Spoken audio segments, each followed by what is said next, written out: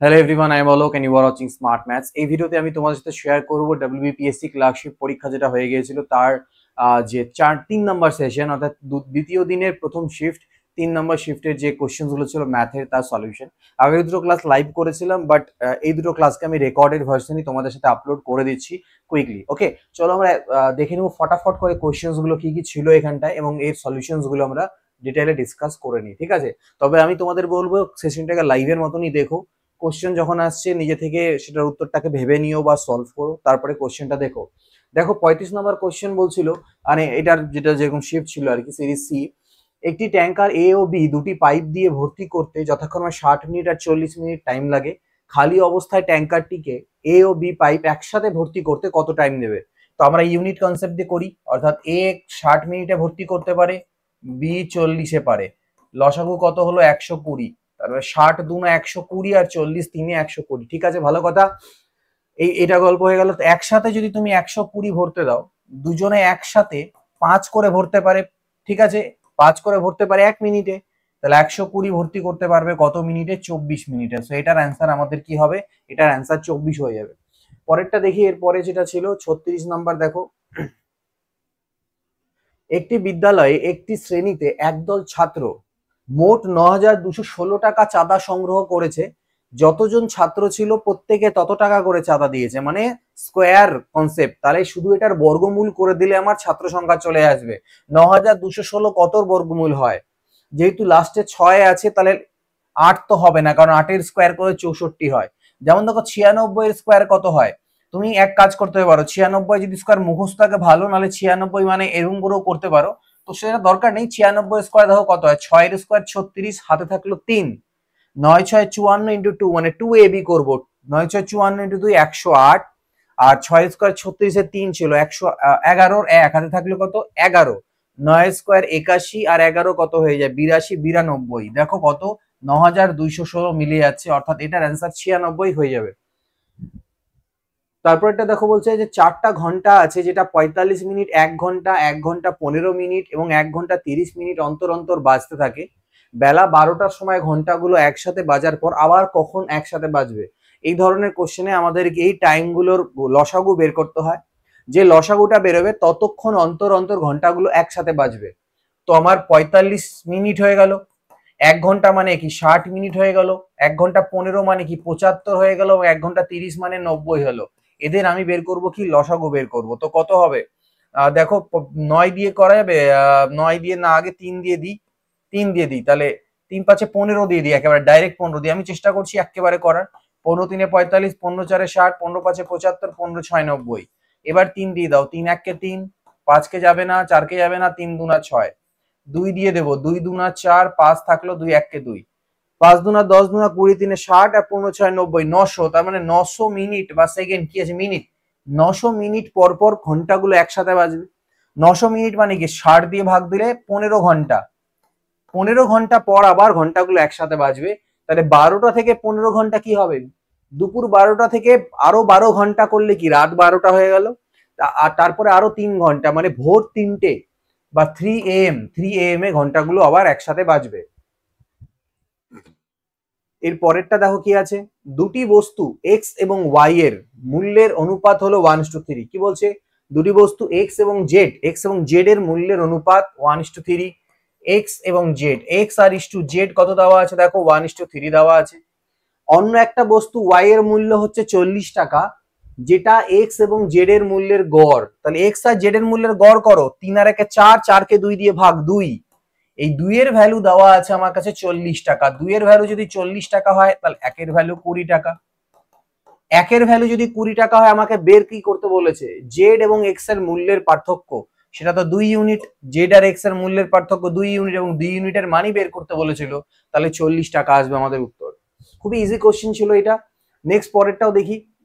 Maximum কোশ্চেনই সব easy easy আছে, কয়েকটা খালি একটু ঠিকঠাক। 12টি বেল্ট ও 30টি ওয়ালেটের দাম 8,940 টাকা। 4টা বেল্ট আর 10টা ওয়ালেট, খুবই ইজি কোশ্চেন। এই দুটো এখান থেকে কমন নিয়ে নাও, 3 কমন নিয়ে নাও। 3 কমন নিয়ে নিলে 3 4 12, 4টা বেল্ট আর 3 10 30, 10টা ওয়ালেট, ব্যাস। এইটারই দাম হচ্ছে 8,940। আর এই 3 দিয়ে দিকে ভাগ করে দেবো। 3 দুনা 6, আর 2 গেল 29, 3 নং 27, 2 24, 3 8 24, 2980 টাকা।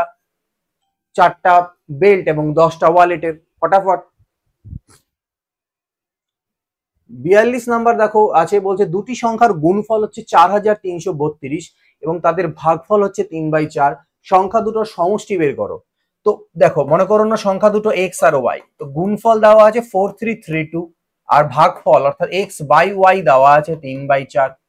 তো মনে করে নাও একটা সংখ্যা হচ্ছে 3a আর একটা 4a, তাহলে এদেরকে গুণ করলে কি হবে, 4 3 12a স্কোয়ার, 12a স্কোয়ারের ভ্যালু হচ্ছে 4332, 12 দিয়ে ভাগ দাও, 12 3 36, 4 আর 3 7 73, 12 6 72, 12 1 12। এ স্কোয়ার যদি 361 হয় তাহলে এ কত হবে, এ হবে 19, কারণ 361 বর্গমূল কত হয়, 19 হয়। তো আমি 19 পেয়ে গেছি। 19 যদি পেয়ে যাই, সংখ্যা দুটোর যোগফল কত, 4 আর 3 7a আর a এর মান 19, তাহলে টোটাল কত হবে, 19 ইন্টু 7 কত হয়, 19 সাথে 133, অর্থাৎ সংখ্যা দুটোর যোগফল আমি ডাইরেক্টলি পেয়ে যাব। পরবর্তী কোশ্চেনে আসছি, দেখো কি বলছে, যে বলছে এক্স, আচ্ছা জুম করা হয়নি, জুম করে নি। দেখো বলছে এক্স একটা কাজ ওয়াই এর দ্বিগুণ গতিতে করতে পারে, ওয়াই এর দ্বিগুণ গতিতে করতে পারে, তার মানে এক্স এর আর ওয়াই এর যদি আমি দক্ষতার এফিসিয়েন্সি রেশিও বলি তাহলে 2:1 হবে, এর ক্ষমতা ডবল, এর এফিসিয়েন্সি ডবল। ওয়াই একা কাজটা 24 দিনে করতে পারে। আমি অনেকবার বলেছি এফিসিয়েন্সি যা রেশিও হবে, দুজনের কোনো একটা কাজ করতে যে সময় লাগে তার রেশিও উল্টো হয়। তো ওয়াই 24 দিনে করতে পারে, আমি এখানে দেখছি ওয়াই করতে পারে 2 দিনে, তাহলে 2 এর ভ্যালুই হচ্ছে 24, 2 এর অ্যাকচুয়াল ভ্যালু হচ্ছে 24 দিন। ওকে, 2 এর অ্যাকচুয়াল ভ্যালু যদি 24 দিন হয়, মানে বলতে পারো ওয়াই কাজটা 24 দিনে করে নিতে পারে, আর ওয়াই প্রত্যেক দিন করে কত ইউনিট করে, 1 ইউনিট করে, তাহলে টোটাল কাজ হবে 24 ইন্টু 1 মানে 24 ইউনিটই। ওকে, বোঝা গেছে, এটা টোটাল কাজ। এবার এই টোটাল কাজটা যদি একসাথে করতে দাও, একসাথে ওরা একদিনে 3 ইউনিট করে করতে পারে, 24 ইউনিট করতে ওদের 8 দিন সময় লাগবে, 8 দিনে নিপটে দেবে কাজটাকে। তারপরে দেখো 48 নাম্বার। ওকে, দুটি সংখ্যার মধ্যে প্রথমটিকে 20% বৃদ্ধি করলে এবং দ্বিতীয়টিকে যদি আমি 20% হ্রাস করি, তাহলে সংখ্যা দুটো কি হয়ে যায়, সমান হয়ে যায়। প্রথম ও দ্বিতীয় সংখ্যার অনুপাত কত, তাহলে প্রথম সংখ্যা এক্স, এক্স কে তুমি কি করলে 20% বৃদ্ধি করে দিলে তো কত হয়ে যাবে, 120% হয়ে যাবে। দ্বিতীয় সংখ্যাটা ওয়াই, ওকে 20% কমিয়ে দিলে তো 80% হয়ে যাবে, এরা সমান হয়ে যায় বলছে। তাহলে সমান যদি হয়, এখান থেকে আমি এক্স বাই ওয়াই বের করবো, পার্সেন্ট পার্সেন্ট কাটবে, 40 দুনা 80 আর 40 3 120, এক্স এর মান 2 তো ওয়াই এর মান 3, তাহলে বলছে সংখ্যা দুটির প্রথম আর দ্বিতীয় সংখ্যার অনুপাত কত, 2/3 বা 2:3, এখান থেকে আমাদের উত্তর। তারপরে দেখো এখানে যেটা আছে 49, কি বলছে, 2 মিটার লম্বা একটি বাইক 22 মিটার লম্বা একটি সেতুকে 0.8 সেকেন্ডে অতিক্রম করে, বাইকটির গতিবেগ কিলোমিটার প্রতি ঘন্টা নির্ণয় করো। তো 2 মিটার লম্বা বাইক, বাইকটাকে এখানে ধরেছে, আমাদের সাধারণত বাইকের কোশ্চেনে, ট্রেনের কোশ্চেনে ট্রেনের লেন্থ ধরা হয়, বাকিগুলোকে ধরা হয় না, বাট এখানে ধরেছে বাইকটা 2 মিটার লম্বা, সেতুকে 22 মিটার অতিক্রম করছে, মানে টোটাল 24, 22 আর দিয়ে 24 মিটার অতিক্রম করছে 0.8 সেকেন্ডে, 24 মিটার যেতে টাইম লাগছে 0.8 সেকেন্ড, এটাই হচ্ছে ওর গতিবেগ, কি মিটার প্রতি সেকেন্ড, মিটার প্রতি সেকেন্ডে। এবার আমাকে তো মিটার প্রতি সেকেন্ড লেখা যাবে না, পয়েন্ট তুলে 10 তুললাম, মিটার প্রতি সেকেন্ডকে কিলোমিটার প্রতি ঘন্টায় করতে গেলে আমাকে উল্টো করতে হবে, 18/5 দিয়ে গুণ করে দিতে লাগবে। যাই হোক, 8 3 24 কাটি, 5 2 10 কাটি, 18 3 54 ইন্টু 2 মানে হচ্ছে 108 কিমি প্রতি ঘন্টা, এটা হয়ে যাচ্ছে বাইকটার গতিবেগ কিমি প্রতি ঘন্টাতে। ওকে, পরবর্তী কোশ্চেন দেখো কি বলছে, 45 জন ছাত্র বিশিষ্ট একটা শ্রেণীতে সমস্ত ছাত্ররা দাবা এবং ব্যাডমিন্টন খেলার একটি অথবা দুটিতে অংশগ্রহণ করেছে। 11 জন ছাত্র দুটি খেলাতেই অংশগ্রহণ করেছে, যেখানে 17 জন ছাত্র কেবলমাত্র দাবাতে, অর্থাৎ দুটো খেলা আছে, একটা কি আছে চেস এবং আরেকটা খেলা কি আছে দেখা যাক, একটা বলছে ব্যাডমিন্টন, চেস আর ব্যাডমিন্টন। 11 জন ছাত্র দুটোতেই অংশগ্রহণ করেছে, ভালো কথা। 17 জন ছাত্র অনলি, কেবলমাত্র দাবাতে, কেবলমাত্র মানে শুধুমাত্র এই পার্টটা, এইটুকুটা, এই ভিতরে যাব না কিন্তু। আর তাহলে টোটাল কতজন ছিল, 45, 17 আর 11 কত হয়ে গেল, 18 আর 28, তাহলে বাঁচলো আরো 17 জন। এই 17 জন কারা, এই 17 জন তারা যারা শুধুমাত্র ব্যাডমিন্টন খেলে, শুধুমাত্র ব্যাডমিন্টন, কিন্তু উত্তরে চেয়েছে কতজন ছাত্র ব্যাডমিন্টন খেলে, শুধুমাত্র বা কেবলমাত্র কথাটা ইউজ করেনি, তো সেক্ষেত্রে এই 17 জনকেও নিতে হবে আর এই যে 11 জন ছিল যারা দুটো খেলাই খেলে তাদেরকেও নিতে হবে, তাহলে 17 রাখে 18, 10 28 জন, এইটা করতে হবে। অনেকে 17 উত্তর করে আসবে, ভুল করে দেবে, এটা হবে আমাদের 28 জন ছাত্র। তারপরে দেখো 54 number, A B O C তিনজন একত্রে দৈনিক কত টাকা উপার্জন করে বলছে, 300 টাকা উপার্জন করে। কে কে মিলে, এ দেখো কিচ্ছু নেই, এ বি আর সি তিনজনে মিলে কত করে, 300 টাকা, ভালো কথা। আবার যখন এ আর সি থাকছে তখন আবার এ আর সি একত্রে, ওকে, কত টাকা, 188 টাকা। তাহলে আমি এখান থেকে তো বিয়োগ করে বি এর মান বের করতেই পারি, তাই না? 88 আর 12তে 200, 112, 112 টাকা বি পেয়ে গেলাম আমি। এবং বি আর সি একত্রে, বি এবং সি মিলে দৈনিক 152 টাকা। তাহলে বি আর সি যদি 152 হয় আর বি 112 টাকা হয়, তাহলে সি কত, বাকিটা মানে কি 40।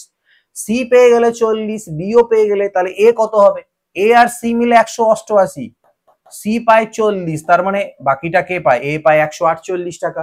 তো সি এর দৈনিক উপার্জন বলেছে, সি এর দৈনিক উপার্জন 40 টাকা, এখানে আমাদের অঙ্কটা হয়ে গিয়েছিল। নেক্সট দেখো, বলছে যে 1 থেকে 70-এর মধ্যে শতকরা কতগুলো সংখ্যা আছে যাদের একক এর ঘরের অঙ্কটা 1 অথবা 9। তাহলে এককের ঘরের অঙ্ক 1 কোনগুলোতে আছে, 0 1 মানে 1-এ আছে, 11-তে আছে, 21-এ আছে, 21-এ আছে, 31-এ আছে, 41-এ আছে, 51-তে আছে, 61-তে আছে। 70-এর মধ্যে বলেছে, এদের এককের ঘরের অঙ্কটা 1।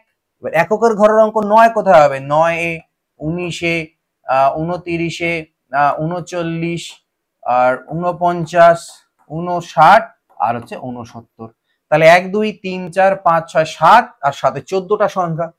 আর মোট সংখ্যা কত আছে 1 থেকে 70 অবধি, 70টা সংখ্যা, তাই না? তাহলে 70-এর মধ্যে 14 কত পার্সেন্টেজ, 14 5-এ 70, 5 20-তে 120%।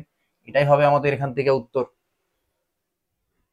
তারপরে দেখো কি বলছে, এ ইংরেজিতে যত নম্বর পেয়েছে বিজ্ঞানে তার দ্বিগুণ নম্বর পেয়েছে। ইংলিশে যত পেয়েছে সায়েন্সে তার দ্বিগুণ। ইংরেজিতে মনে করো 1 পেলো, তো সায়েন্সে পেলো 2। তার ইংরেজি, বিজ্ঞান ও অঙ্কে মোট নম্বর 180। ইংরেজি, বিজ্ঞান আর ম্যাথ আছে, ম্যাথ এই তিনটেকে মিলালে ওর মোট নম্বর হবে বলছে 180, ভালো কথা। ইংরেজি এবং অঙ্কে প্রাপ্ত নম্বরের অনুপাত আবার দেওয়া আছে 2:3, অর্থাৎ ইংরেজিতে 2 তো অঙ্কে 3। আমি এই রেশিওটাকে জোড়া লাগাবো, কিভাবে জোড়া লাগাবো, এখানে স্যার ইংরেজি 1 কিন্তু এখানে ইংরেজি 2, এটাকে 2 বানাই, 2 1 কে 2, 2 2 4, তাহলেই হয়ে গেল স্যার ইংরেজি 2, এটা সায়েন্সে 4 এবং ম্যাথে 3। তাহলে 4 3 7 2 9 ইউনিট, 9 ইউনিটের ভ্যালুই হচ্ছে অ্যাকচুয়ালিতে 180 নাম্বার। 1 ইউনিটের ভ্যালু হচ্ছে 20 নম্বর। 1 ইউনিটের ভ্যালু যদি 20 নম্বর হয়, আমাকে বিজ্ঞানের প্রাপ্ত নম্বর চেয়েছে, সায়েন্সে 4 পেয়েছে, তা 4 এর ভ্যালু হবে 20 4 80, অর্থাৎ দিস উইল বি 80 মার্কস। ওকে, এটা আমাদের অ্যান্সার। তারপরে দেখো 12 জন ব্যক্তির মধ্যে প্রথম 11 জনের গড় ওজন 95 কিলোগ্রাম। 12তম ব্যক্তির গড় ওজন, আচ্ছা দেখো প্রথম 11 জন ব্যক্তি আছে, তাহলে 12 জনের মধ্যে প্রথম 11 জন, 11 জনের গড় ওজন 95 হলে টোটাল ওজন কত হবে, গুণ করে দেবো, 11 5 55 থাকলো 5, 11 না 99 আর 5 104 হয়ে গেল। মনে করে নাও 12তম যে ব্যক্তির, আমাকে কি বলছে, 12তম ব্যক্তির যে ওজন সেটা 12 জন ব্যক্তির যে গড় ওজন তার থেকে 33 বেশি। তো 12 জন ব্যক্তির গড় ওজনকে যদি আমি এক্স বলি, তাহলে শুধু 12 নাম্বার লোকটার ওজনই হবে এক্স প্লাস 33। তাহলে এদের সবগুলোকে যোগ করা যাক। এটা হচ্ছে 12 জন, 12 জনের মোট, মানে মোট বলতে পারো ওজন, তাকে যদি 12 দিয়ে ভাগ দেওয়া যায় তাহলে সেটা গড় হবে, সেটা ইকুয়াল টু এক্স হওয়া উচিত। তাহলে এটা কোনাকুনি গুণ করো, ওদিকে 12x এর থেকে এক্স নিয়ে গিয়ে বিয়োগ করো, 11x, 33 জুড়ে দাও, 5 আর 3 8, 4 আর 3 7। এবার 11 দিয়ে ভাগ দাও, 11 না 99, 11 8 88, অর্থাৎ এক্স এর ভ্যালু পাওয়া গেল 98। তাহলে 12তম ব্যক্তিটার ওজন কত হবে, 12তম ব্যক্তিটার ওজন তো এক্স প্লাস 33, 8 আর 3 11 থাকলো 1, 9 আর 10 আর 3 13, 131 কিগ্রা, এটা হয়ে যাবে ওর ওজন। 60 নম্বরে আমাদের কাছে কি আছে, একটা সিম্পলিফিকেশন, যেরকম এর আগেও ছিল সেম টু সেম, প্রত্যেকটা ক্লাসে মানে ইয়েতে একটা করে দিয়ে রেখেছে মোটামুটি। তো এখানে কিছু না, এখানে এই পার্টটা দেখো, এই পার্টটাকে দেখো, 999, এটাকে আমি প্লাস আকারে লিখতে পারি 494/495, তাই তো? এই পার্টটা আগে দেখো তুমি, ইন্টু 99, এবার 999 এর পরিবর্তে আমি 1000 -1 করতে পারি, 1000, আর এটাকে করে দিলাম 494/495, এই 1000-এর থেকে -1 এখানে লিখলাম। এবার এইটুকু যদি তুমি লসাগু করো কি হবে, 495 হবে, এখানে -495, তার থেকে 494 চলে গেলে -1 পড়ে থাকে, অর্থাৎ এখানে -1 হবে, 1000 মাইনাস এটা। এবার যখন তুমি একে 99 দিয়ে তুমি গুণ দেবে, তো তোমার এখানে 99,000 হয়ে যাচ্ছে, আর এটা দিয়ে যখন গুণ দেবে কাটাকাটি করলে -1/5, আর একটা +1/5 দেখো ছিলই আগে, তাহলে এই দুটো কাটা, অর্থাৎ 99,000 সেটা হয়ে যাবে কিন্তু এখান থেকে এটার উত্তর। পরেরটা দেখা যাক 65 নাম্বার। দেখো, অমল ও বিমল একটা ব্যবসা স্টার্ট করলো। অমল কত মাসের জন্য? 9 মাসের জন্য। আমল অ্যান্ড বিমল, তাই না? অমল কত 500 টাকা দিয়েছে কত মাসের জন্য? 9 মাসের জন্য। এবং বিমল কিছু টাকা টাকা দিয়েছে কত? 6 মাসের জন্য, ঠিক আছে। এবং মোট লাভ হলো কত? 69 টাকা, যার মধ্যে থেকে বিমল পেল কত? 46। বিমল যদি 46 পায় তাহলে বাকিটা অমল পেয়েছে, বাদ দাও, 6 এর পরে 3 9 23, এটাই তো রেশিও, এই রেশিওটাই তো ইজ ইকুয়াল টু এই রেশিও, প্রফিটের রেশিও, লাভের রেশিও হবে। অর্থাৎ আমি বলতে পারি 500 × 9/6x ইজ ইকুয়াল টু 23:46, মানে 1:2। ওকে, তো 3 দুনা 6, 3 তিরিককে 9, আর 2 2 কাটা গেল, কোনাকুনি গুণ করলে এক্স এর মান আসবে 5 3 1500 টাকা। তাহলে বিমল কত টাকা লগ্নি করেছিল বা দিয়েছিল? সেটা হচ্ছে 1500 টাকা দিয়েছিল। এরপরে দেখি কি আছে, 7 দিয়ে বিভাজ্য এমন একটা ক্ষুদ্রতম সংখ্যা নির্ণয় করো যাকে আবার 8 12 16 দিয়ে ভাগ করলে 3 ভাগশেষ থাকবে। এগুলো দিয়ে ভাগ দিলে 3 ভাগশেষ থাকবে, কিন্তু 7 দিয়ে ভাগ দিলে মিলে যাবে। এটা স্পেশাল টাইপ। এটা কিভাবে করে করতে হয়, সবার প্রথমে 8 12 আর 16 দিয়ে ভাগ যায় এরকম ক্ষুদ্রতম সংখ্যা নির্ণয় করো। কত হবে? 24 36 48 48 48, লসাগু আসবে কত? 48 লসাগু আসবে এদের। 8 6 48, 12 4 48, 16 3 48, 48 লসাগু। কিন্তু 48 কে আবার তুমি 7 দিয়ে ভাগ দিলে মিলে না, তো যে সংখ্যাটা হবে সেটা হবে 848k, ঠিক আছে। আচ্ছা, ঠিক। এবং আমাকে প্রথমে কি বলেছিল? 3 আবার ভাগশেষ থাকতে হবে এগুলো দিয়ে ভাগ দিলে, তাহলে সংখ্যাটা হবে 48k + 3, এরকম করে লিখবে, যেটা ভাগশেষ থাকতে হয় সেটাকে 48k + 3। এবার তুমি চেক করো k এর কোন মানের জন্য এটা 7 দিয়ে ভাগ মিলে। যেমন দেখো, 7 7 6 42, তো 42k অবধি তো ভাগ চলে, এবারে আমি আলাদা করে দিলাম, এদিকে 6k করে দিলাম +3, এই পার্টটা তো 7 দিয়ে ভাগ যায়। k এর কোন মানের জন্য এই পার্টটা ভাগ যাবে? 1 বসাও, 6 কে 6 3 9, না 7 দিয়ে ভাগ যায় না। 6 2 12 3 15, না 6 3 18 3 21, তার মানে k এর মান যদি 3 হয় তাহলে এটা 7 দিয়ে ডিভিজিবল হয়ে যাবে। তাহলে যে সংখ্যাটা হবে সেটা k এর মান 3 বসাতে হবে, 3 8 24 হাতে গেলে 2, 3 4 12 2 14, 144 + 3 147, 147 হবে অ্যান্সার। ওটাতে তোমরা এক কাজও করতে পারতে, দেখো একটা ভালো বুদ্ধি দিচ্ছি, তোমরা চাইলে এখানে অপশন টেস্ট করেও করতে পারতে, যেহেতু সংখ্যাটা 7 দিয়ে ভাগ যায়। আগে দেখো 7 দিয়ে কোন সবগুলোকেই ভাগ যায়, 7 দুনা 14 যায়, 7 দিয়ে যায়, 7 দুনা 7 1 7 6, সবগুলোকে 7 দিয়ে ভাগ যায়। তারপরে তুমি 8 12 16 ডিভিজিবিলিটি চেক করতে পারো, লাইক 12 দিয়ে তো 12 12 ভাগ দিলে যেন 3 3 করে ভাগশেষ থাকে, সেটা তুমি চেক করে দেখতে পারো। তো তবে আমার মনে হয় এভাবে করে নেওয়াটাই বেটার হবে। নেক্সট দেখি পরেরটা। কমলা লেবুর দাম 12.5% কমে যাওয়ায় একজন ক্রেতা 6 টাকায় 2টি বেশি কমলা লেবু পায়। 1 ডজন কমলা লেবু হ্রাসপ্রাপ্ত মূল্য কত? 12.5% মানে কত হয়? 1/8, মানে 12 দুনে 24 একে 25/2, পার্সেন্টের জন্য নিচে 100 আনো, কাটাকাটি করো 1/8। অর্থাৎ কোনো একটা জিনিসের দাম যদি আগে 8 টাকা ছিল, তাহলে সেই দামটা এখন কমে 1 টাকা কমে গেছে, 8 টাকার মধ্যে 7 টাকা হয়ে গেছে।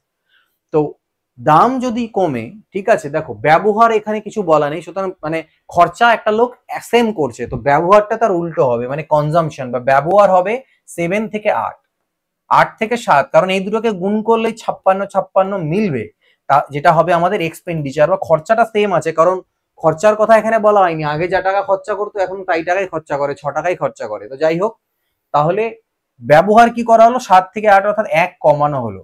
তো আমাকে সরি 1 বাড়ানো হলো, 1 বৃদ্ধি হলো, অর্থাৎ আগে 7টা পেত তো এখন 8টা পাচ্ছে, মানে 1 ইউনিট বেশি পাচ্ছে। আর ওরা বলছে 2টা বেশি পায়, তাহলে 1 এর ভ্যালু 2 অ্যাকচুয়ালিতে। 1 এর ভ্যালু যদি 2 হয় তাহলে 7 এর ভ্যালু কত? 14, আর 8 এর ভ্যালু কত? 16। অর্থাৎ আগে 14টা পেত, এখন 16টা পায়। কত টাকাতে? 6 টাকাতে। তো আমাকে বলেছে 1 ডজন কমলা লেবুর হ্রাসপ্রাপ্ত মূল্য কত, ঠিক আছে। 1 ডজন কমলা লেবুর বলেছে কিন্তু। এবার গল্প দেখো, 1 ডজন কমলা লেবুর হ্রাসপ্রাপ্ত মূল্য এখানে কিন্তু আগেকার বা এখনকার বলেনি। মেন গল্প দেখো, আগে তুমি 6 টাকায়, এখন তুমি হ্রাসপ্রাপ্ত মূল্য মানে এখনকার মূল্যটা। তো এখন তুমি 6 টাকায় পাচ্ছ 16টা, তাহলে একটা কমলা লেবুর দাম কত দাঁড়াচ্ছে? তুমি টোটাল পয়সা দিচ্ছ 6, পাচ্ছ 16টা, মানে 16টা কমলা লেবুর বর্তমান দাম 6 টাকা। তাহলে 1 ডজন অর্থাৎ 12টার দাম কত? 2 8 16, 2 3 6, 4 2 8, 4 3 12, 9/2 মানে 4.5। তার মানে বর্তমানে 1 ডজন কমলা লেবুর দাম হচ্ছে 4.5 টাকা। এর পরেরটা আসছি, দেখো বলছে 71 নাম্বার, নিচের সংখ্যাগুলির মধ্যে যেটি অন্যদের থেকে আলাদা সেটি নির্বাচন করো। তো এটা পূর্ণবর্গ সংখ্যা 18 স্কোয়ার হয়, এটা 21 স্কোয়ার হয়, এটা 17 স্কোয়ার হয়, বাট এটা কোনো যেটা পূর্ণবর্গ সংখ্যা নয়। 326 আমাদের এখান থেকে অড ওয়ান আউট বা আলাদা, ভিন্ন। এটা দেখো কি বলছে, বলছে দুটি সংখ্যা আছে যাদের লসাগু আর গসাগু দেওয়া আছে এবং একটা সংখ্যা দেওয়া আছে, আরেকটা কি? আমরা জানি সংখ্যাদ্বয়ের গুণফল ইজ ইকুয়াল টু লসাগু ইন্টু গসাগু, অর্থাৎ 2175 ইন্টু 145, তাকে যদি একটা সংখ্যা দিয়ে ভাগ দেওয়া যায় তাহলে আরেকটা সংখ্যা পাওয়া যাবে। শুধু এটা কাটাকাটি করতে হবে। তো 25 দিয়ে কাটি আমি, দেখো 25 দিয়ে কাটলে 25 4-এ কত হয়? 25 4-এ 100 হয়, 7 4 29, 25 ইন্টু 29 কিভাবে কাটলাম? 25 4-এ হয় 100, কিন্তু আছে তো 700, তাহলে 4 7-এ 28, আরেকটা 25 29, 25 দিয়ে কাটা গেল। 25 দিয়ে এখানে কাটো, 25 8-এ হয়ে যায় 200, আর 75 থাকলো 25 9-এ 7-এ, 25 7-এ 175, তাহলে 87। 25 দিয়ে কাটা গেল। 29 3-এ 87, তাহলে 3 5-এ 15, হাতে থাকলো 2, 14 42, আর 2-এ 44, 400, সরি কিছু ভুল হলো, 3 5-এ 15, 5 1, 14 3-এ 42, আর 1-এ 43, হাতে 1 ছিল, 3 5-এ 15 থাকলো 1, 14 43, 435, 435 হাতে 1 ছিল যেহেতু, তো আমাদের এটা উত্তর। আচ্ছা, এর পরেরটা দেখা যাক, 80 নম্বরে চলে আসছি। একটি 250 মিটার লম্বা মালগাড়ি আছে, 33 কিলোমিটার প্রতি ঘন্টা বেগে ছুটছে। এখানে কোশ্চেনটা ভুল আছে, এখানে দ্বিতীয়টার যে দৈর্ঘ্য 200 মিটার সেটা এখানে দেওয়া নেই, তো বাংলা কোশ্চেনটার ডেটা মিস আছে। তো সেটার কিভাবে পিএসসি ডিল করবে সেই জানে, আমরা ইংলিশটা ধরে করি। 250 মিটারের লম্বা একটা গুডস ট্রেন, একটা মালগাড়ি আছে যেটা 33 কিমি প্রতি ঘন্টা বেগে ছুটছে। তার সাথে সমান্তরাল লাইনে 200 মিটার লম্বা আর একটা মেইল ট্রেন আছে যেটা 60 কিমি প্রতি ঘন্টা গতিবেগে ছুটছে। ভালো কথা, কোথার থেকে? ইন দ্য সেম ডিরেকশন, অর্থাৎ একই দিকে, ওর পেছন দিক থেকে আসছে, একই দিকে যাচ্ছে দুজনে। তো বলছে হাউ মাচ টাইম, মেইল ট্রেনটা কত সময় নেবে ওই গুডস ট্রেনটাকে ক্রস করতে ওর পেছনে জাস্ট আসার পরে। তো দুটো ট্রেন ক্রস করা মানে দুজনের দৈর্ঘ্যটা যোগ হয়ে যাবে, অর্থাৎ 250 আর 200 মানে মোট 450 মিটার ক্রস করতে হবে ওকে। এবং যেহেতু একই দিকে যাচ্ছে তাই গতিবেগ গুলো বিয়োগ হবে, আপেক্ষিক গতিবেগ কত হবে? 60 মাইনাস 33, এতক্ষণ টাইম লাগবে ওর, এত ঘন্টা ওর সময় লাগবে। তো এটা কত হয়ে গেল? 27, তাহলে 450/27, 9 3-এ 27, 9 5-এ 45, তো 50/3 কি আসলো আমাদের? এটা কিন্তু দেখো আমাদের একটা জিনিস দেখতে লাগবে। আচ্ছা, এখানে একটা ছোট্ট মিস্টেক হয়েছে, সেটা হচ্ছে কি, একটু কাটার আগে আমাকে একটা কাজ করতে হতো। এটা হচ্ছে 450 ছিল আর এটা 27 ছিল, কিন্তু এই 450টা হচ্ছে মিটারে আছে আর 27টা কিমি প্রতি ঘন্টায় আছে। তো কিমি প্রতি ঘন্টাকে আমি 5/18 দিয়ে গুণ দেবো যাতে এটা মিটার প্রতি সেকেন্ড হয়। তাহলে এখান থেকে যে উত্তরটা আসবে আমার, সেটা সেকেন্ডে আসবে। সেটা কিসে আসবে? সেকেন্ডে উত্তরটা আসবে। তো এই 28 তো 9 2 18, 9 3-এ 27, এই দুইটা পাল্টি খেয়ে যাবে উপরে। এবার 3 দিয়ে কাটলাম, 3 15-তে 45, 150, 5 দিয়ে কাটলে 5 30, 30 2 60, তাহলে 60 সেকেন্ড, 60 সেকেন্ড মানে হচ্ছে 1 মিনিট। এটা হচ্ছে উত্তর। ওকে, দেখো 82 নাম্বার, দুটি বিপরীতমুখী ট্রেন, একটি 36 কিমি প্রতি ঘন্টা এবং আরেকটা 45 কিমি প্রতি ঘন্টা বেগে যাত্রা করছে কিসে? এবার এবং ধীর গতি সম্পন্ন, যার স্পিড কম, সেই ট্রেনের মধ্যে একটা ব্যক্তি বসে আছে যে ফাস্টার ট্রেনটাকে দেখতে পেলো যে আমি ওই ট্রেনটাকে অতিক্রম করলাম 8 সেকেন্ডে, মানে লোকটা দেখতে পেলো। অর্থাৎ এক্ষেত্রে ওই লোকটা ওই ট্রেনটাকে অতিক্রম করে যাবে নাকি ট্রেনটা? তো ট্রেনটার দ্বিতীয় স্লোয়ার ট্রেনের দৈর্ঘ্য নেওয়ার কোনো দরকার নেই, শুধু আমাদের যেটা অতিক্রান্ত দূরত্ব হবে সেটা ফাস্টার ট্রেনের হবে। ঠিক, তো আমরা কি জানি যে অতিক্রান্ত দূরত্ব বা মানে যা বলতে পারো এখানটায় ডিস্টেন্স বলো বা লেন্থ বলো, যাই বলো, সেটা ইজ ইকুয়াল টু কি হবে? স্পিড ইনটু টাইম হবে। এবার স্পিডটা কি হবে? আপেক্ষিক গতিবেগ হবে। দুটো ট্রেন কোন দিকে যাচ্ছে, বিপরীত মুখে যাচ্ছে, তাহলে তাদের গতিবেগ গুলো অ্যাড হয়ে যায়, অর্থাৎ একটা 36 তো আরেকটা হবে 45। এটাকে 5/18 দিয়ে গুণ করে দিই, তাহলে মিটার প্রতি সেকেন্ডে কনভার্ট হয়ে গেল। ইন্টু টাইম কতক্ষণ, 8 সেকেন্ড লাগছে, তাহলে 8 সেকেন্ড, অর্থাৎ উত্তরটা মিটারে চলে আসবে। যেটা আসবে সেটাই হচ্ছে স্পিড, ফাস্টার ট্রেনটার, দ্রুত গতি সম্পন্ন ট্রেনটার দৈর্ঘ্য। ভালো কথা। তো এখানে দেখো কত হবে, এটা আমি 9 দুনা 18, 9 5 45, 9 4 36, মানে এখান থেকে 9 চলে আসলো, এখানে 2 4 8 আর 5 4 20 হলো, 20 ইন্টু 9 মানে 180, 180 মিটার, এটা হয়ে যাবে আমাদের উত্তর। স্থির জলে একটা নৌকার গতিবেগ 8 কিমি প্রতি ঘন্টা এবং স্রোতের গতিবেগ 4 কিমি প্রতি ঘন্টা। স্রোতের অনুকূলে 48 কিমি যেতে নৌকাটার কত সময় লাগবে? অনুকূলে যাচ্ছ, অনুকূলে যদি যাও তাহলে পরে কি হবে, গতিবেগ জলের আর স্রোতের এবং নৌকার অ্যাড হয়ে যায়, অর্থাৎ 8 এবং 4 হয়ে যাবে অ্যাড, তাহলে 12, 12 আর 4 48, টাইম লাগবে কতক্ষণ, 4 ঘন্টা। ঠিক আছে, কি বলছে এটা দেখা যাক। মিক্সচার অ্যালিগেশন কি বলছে, 40 লিটার জল মিশ্রিত দুধে দুধ ও জলের অনুপাত 3:2। ওই মিশ্রণ থেকে আমি 10 লিটার মিশ্রণ তুলে নিয়ে সমপরিমাণ দুধ ঢাললাম। এই কাজটা পুনরায় আরো একবার করা হলো। ওকে, ওকে, আচ্ছা হ্যাঁ, নতুন মিশ্রণে দুধ ও জলের অনুপাত কি হবে? দেখো প্রথমে 40 লিটার ছিল, তার মধ্যে মিল্ক আর ওয়াটার আছে, কোন রেশিওতে, 3:2। যোগ করো, 3 আর 2 5, 5-এর মান হচ্ছে 40, তাহলে 5 8 40, একের মান হচ্ছে 8, তাহলে 8 3 24 আর 8 2 16। আমি দুধ কতটা আছে, জল কতটা আছে পেয়ে গেলাম, গল্প খতম।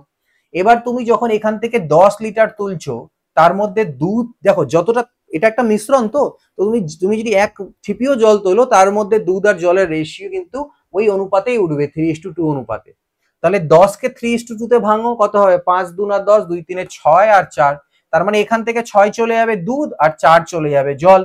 কিন্তু তুমি আবার কি কাজ করলে, যে 10 তুললে মিশ্রণ, তার পরিবর্তে 10 তুমি দুধ দিয়ে দিলে, তাহলে এখন নতুন দুধ কত হলো, 24-এর থেকে 6 চলে গেলে 18 আর 10-এ 28, আর এটা হয়ে গেল 12। এবার ঠিক আছে, এই কাজটাকে সেম আরেকবার রিপিট করালো, তাহলে আরেকবার কি হবে, এখান থেকে 6 যাবে, কারণ দুধ তুলছো তো 10ই না, আবার এখান থেকে 4 যাবে, কিন্তু এখানে তুমি আবার 10 অ্যাড করে দেবে, তাহলে 28 থেকে 6 চলে গেলে 22, 22 আর 10-এ কত হলো, 32, আর এটা হয়ে গেল 8, অর্থাৎ 4:1। তাহলে এটা আলটিমেটলি দুধ আর জলের অনুপাত থাকবে সেই মিশ্রণটার মধ্যে। 86 নাম্বার দেখো কি বলছে, একটি অর্থ মূল্যের সমান সুদের হার 6 বছর এবং 9 বছরের সরল সুদের অনুপাত কত? কি বলছে, what will be the ratio of simple interest earn by certain amount. কোন একটা টাকার 6 বছর এবং 9 বছরের সরল সুদের অনুপাত কত হবে? ভাই ভাই বুঝো, দেখো সুদ ডিপেন্ড করে, যখন সুদের হার, সরল সুদ তো, তো সুদের হার ডিপেন্ড করবে কার উপরে, টাকাটাও সেম, সুদের হারটাও সেম, তাহলে টোটাল সুদটা ডিপেন্ড করবে কার উপরে, বছরের উপরে। ঠিক, তার মানে বছরের যেটা রেশিও সেটাই হবে 3 2 6, 3 3 9, সেটাই হবে সুদের অনুপাত, কারণ আমরা জানি P/100 এটাই হয় সুদ। তো প্রথম ক্ষেত্রে একটা আর দ্বিতীয় ক্ষেত্রেও তাই। ঠিক আছে, পার্থক্য কি, প্রিন্সিপাল বা মূলধন দুটোর সমান, সুদের হারও দুটোর সমান, শুধু টাইম গুলো আলাদা, তাহলে এগুলো কাটাকাটি গিয়ে T1:T2, এটার উপরে ডিপেন্ড করবে সুদের রেশিওটা, তাহলে 2:3 সুদের অনুপাত 2:3 হবে। একটি ট্রেন 10 সেকেন্ডে 150 মিটার দৈর্ঘ্যের একটি স্টেশনের উপর থাকা দণ্ডায়মান একজন ব্যক্তিকে অতিক্রম করে এবং 22 সেকেন্ডে স্টেশনটাকে অতিক্রম করে। লোকটাকে অতিক্রম করতে লাগছে 10 সেকেন্ড আর স্টেশনকে অতিক্রম করতে লাগছে 22 সেকেন্ড। ঠিক আছে, স্টেশনটার দৈর্ঘ্য কত, 150 মিটার। তাহলে ভাবো 10 থেকে 22, 12 সেকেন্ড ওর এক্সট্রা লাগলো। কেন 12 সেকেন্ড এক্সট্রা লাগলো?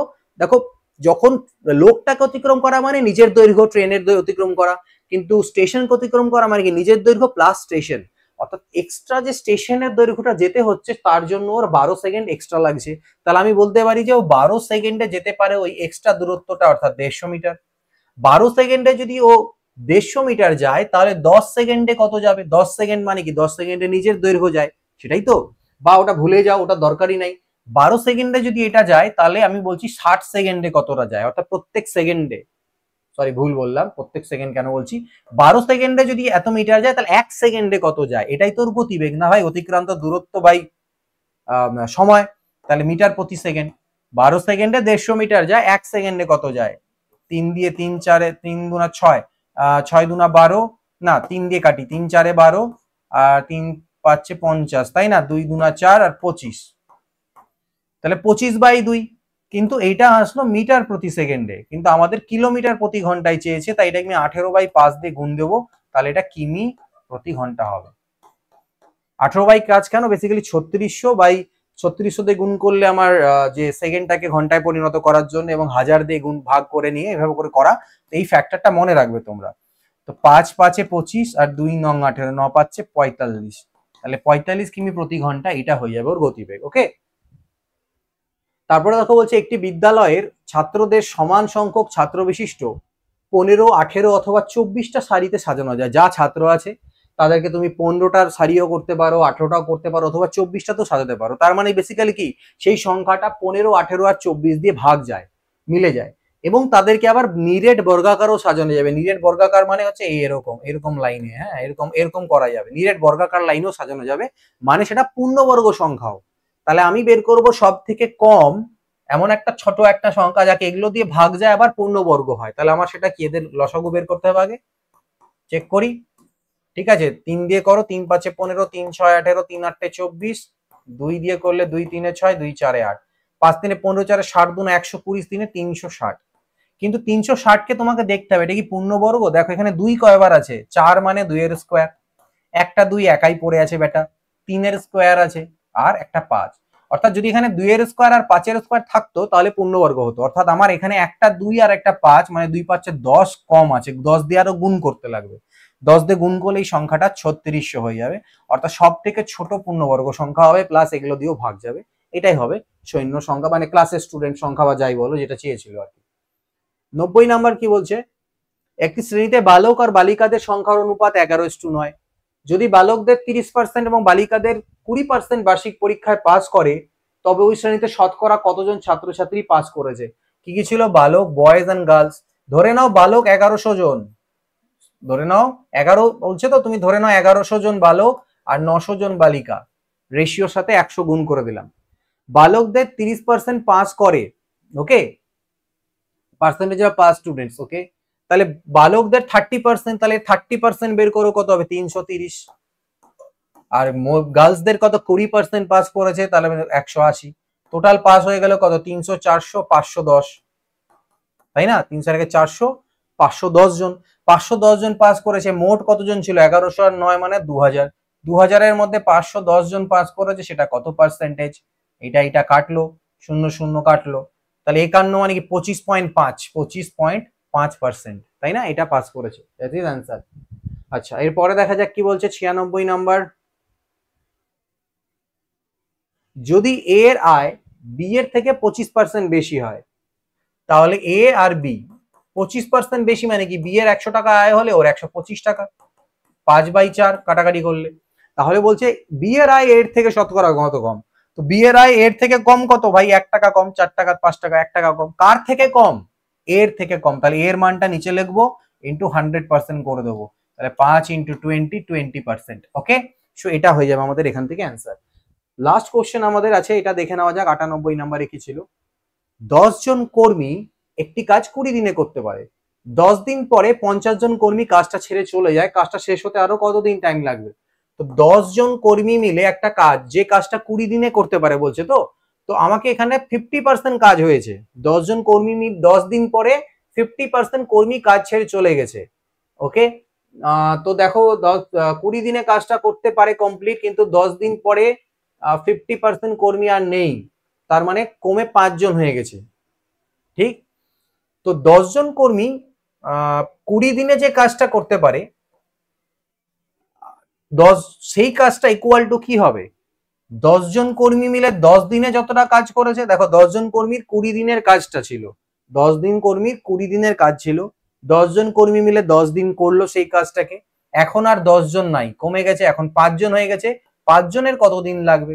তো বেসিক্যালি দেখো 10 10 100, 20 10 200, 200 থেকে 100 বাদ দিলে 100, 100 = 5x, তাহলে 5 × 20 ডবল টাইম লাগবে, মধ্যে কথা 20 দিন। তাহলে বলছে কাজটা শেষ করতে আরো কতদিন টাইম লাগবে? 20 দিন। দেখো বেসিক্যালি আরো 10 দিনে হয়ে যাওয়ার কথা যদি কেউ না যেত, কিন্তু অর্ধেক হয়ে গেল, তাহলে ডবল টাইম লাগবে, ব্যাস 20 দিন টাইম লাগবে। তো এই ছিল কোশ্চেন থার্ড সেশনের ফোর্থ সেশনটা আমি রেকর্ড করে দিয়ে দেবো খুব শীঘ্রই। এই কোশ্চেনগুলো দেখো, 2-4টে কোশ্চেন খুব ভালো আছে মোটামুটি, হ্যাঁ ক্লাসিক লেভেল অনুযায়ী ঠিকঠাক আছে, easy to moderate two difficult বলবো না, easy to moderate question paper আছে। ফোর্থ শিফটটা দেখবো কিরকম ছিল। তো এটা থাকছে এই ভিডিওতে, এবং অন্যান্য যে ক্লাসেস গুলো আছে এনটিপিসি এর চেষ্টা সেগুলো আমি করাতে থাকবো। এই ভিডিওতে এইটুকুই, নেক্সট ক্লাস দেখবে। Good bye, take care, always keep practising.